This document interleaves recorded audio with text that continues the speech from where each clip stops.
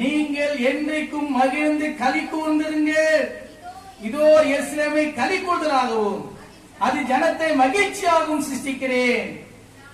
நான் எருசலேமின் மேல் களி கூர்ந்து என் ஜனத்தின் மேல் மகிழ்ச்சியா இருப்பேன். அழுகையின் சத்தமும் கூக்குரலின் சத்தமும் அதில் இனி கேட்கப்படுவதில்லை. அல்லேலூயா. தொடர்ந்து அங்க பார்க்கிறோம் என்ன இல்லையா, அற்ப ஆயுசுல மனுஷன் அங்க இருக்க மாட்டான்.